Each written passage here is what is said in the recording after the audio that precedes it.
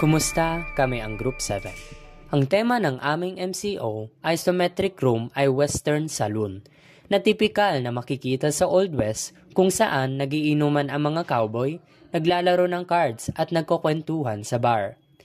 Dito sa video na to, ipapakita namin ang reference images ng aming models at ang ginawa naming 3D versions sa Maya.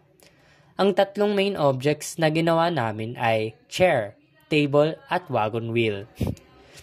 Unahin natin ang chair. Ito ang reference image na ginamit namin. At ito naman ang ginawa naming 3D model sa Maya. Ginamit namin ang basic cube shapes tapos inayos namin ang size at proportions para magmukhang wooden saloon chair. Kung mapapansin, simple lang ang design pero bagay na bagay siya sa Western saloon bar setting. Kung i-compare natin sa reference, halos kapareho siya lalo na sa seat at backrest.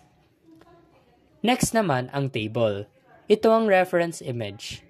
At ito naman ginawa naming 3D model. Pinili namin ang wooden round table dahil madalas siyang makitang ginagamit sa Western saloon bar para maglagay ng alak, cards o lampara. Ginawa namin na medyo makapal yung tabletop at smooth ang edges para magmukhang old-fashioned style.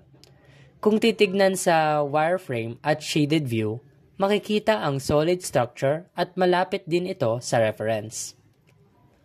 Ngayon, punta naman tayo sa wheel. Ito ang reference image. At ito ang aming 3D version.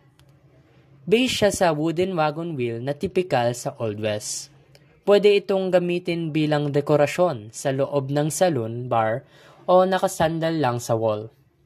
Medyo challenging gawin ang spokes at yung hole sa gitna, pero na-achieve namin ang tamang symmetry at proportion para maging realistic. Finally, ito ang buong isometric room. Ginamit namin ang 2 walls at isang sahig na may wooden texture para maset ang rustic western atmosphere.